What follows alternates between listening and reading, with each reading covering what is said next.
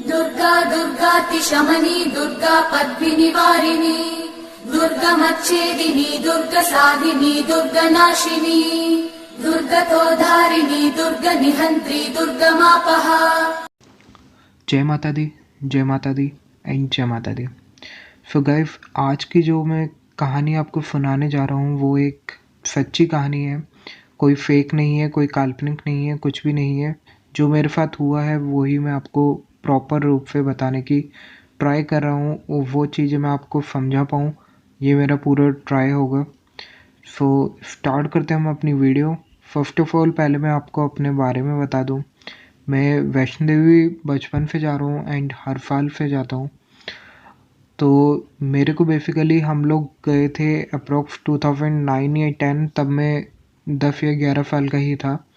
And हमारी दो family थी, एक मेरी फैमिली जिसमें मैं था, मेरी बहन थी जो कि मेरे से बड़ी थी, एंड मम्मी एंड डैडी। और हमारे किराएदार रहते थे उस टाइम पे, तो वो लोग जैनी थे। एंड उन लोगों के उस टाइम पे 2 लड़कियां थीं बट उनके बेटा नहीं हो रहा था, सो वो लोग भी हमारे साथ वैष्णो देवी गए।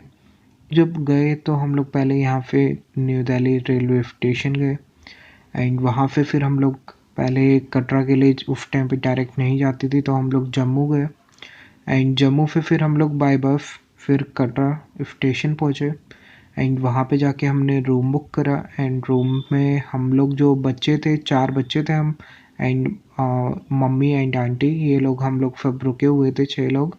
और डैडी, हम लोग उस टाइम पे शावर वगैरह ले रहे थे, नहा धो रहे थे। एंड डैडी एंड अंकल ये लोग गए टिकट के लिए। पहले आपको पता होगा जो लोग जा चुके हैं कि वहाँ पे यात्रा पर्ची लेनी पड़ती है।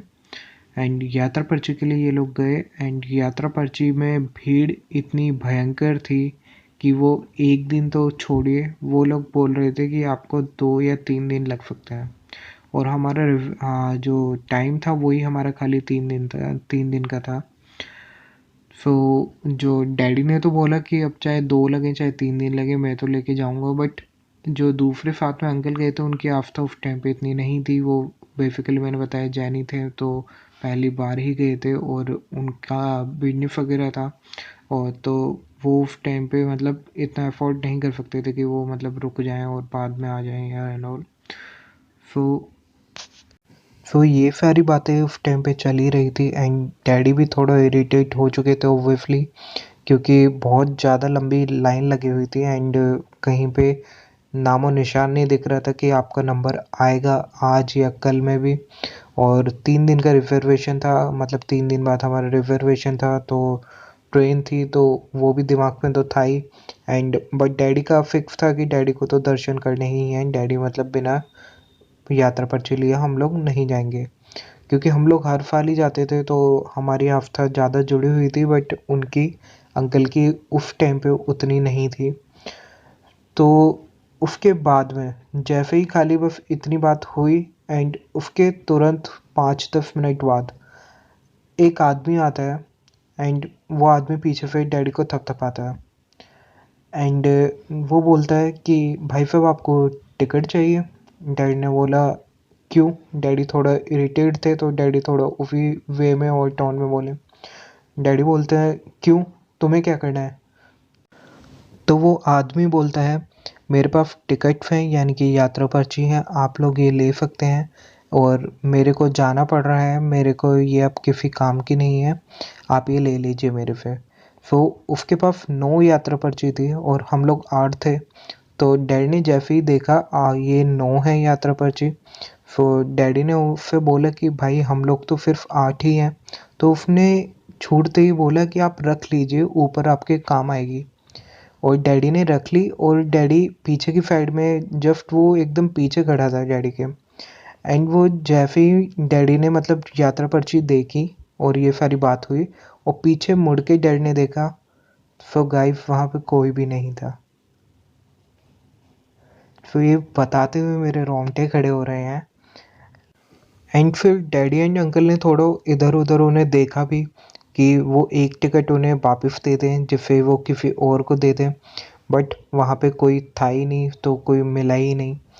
सो वो लोग वापस होटल पे आ गए एंड रूम में आके उन्होंने सारी कहानी खुशी खुशी बताई।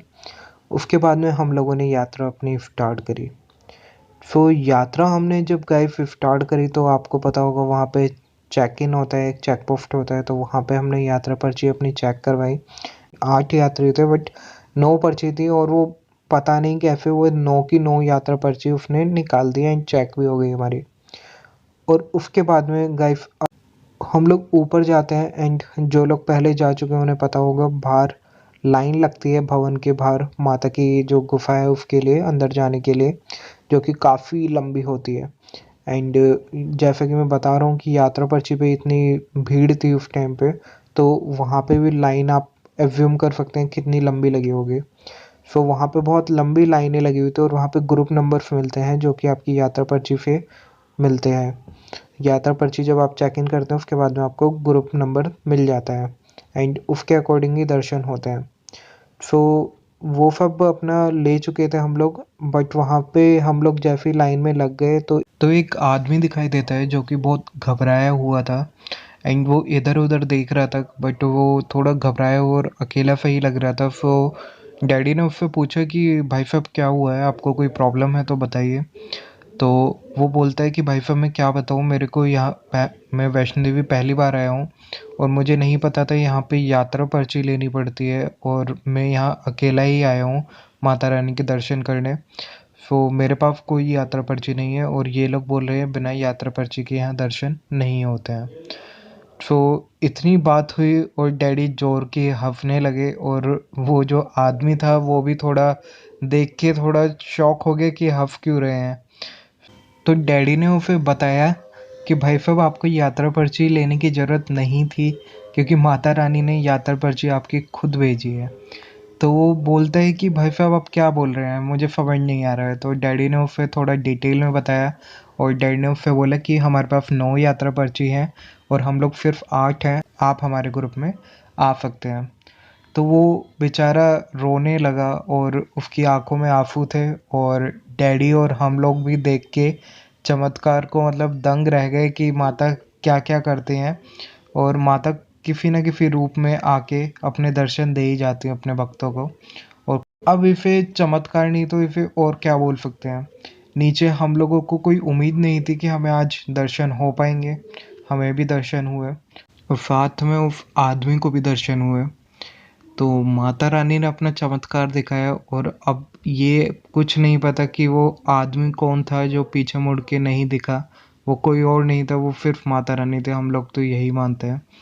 सो गाइस ये सब देख के हमारी आस्था तो माता पे पहले से थी जो कि और बढ़ गई और जो हमारे साथ में जो जैनी अंकल गए थे उनकी भी बढ़ गई और उसके बाद में साल उनका भी 1 साल अप्रॉक्स हुआ होगा, उसके बाद में उनके भी आई होप बेटा हो आपको ये गया वीडियो अच्छी और लगी वो होगी लोग भी वैष्णो एंड देवी मैं जाने जितना लगे। डिटेल में पॉसिबल था मेरे से बताना मैंने उतना कोशिश करी है, बाकी भूल चूक को माता माफ़ करें।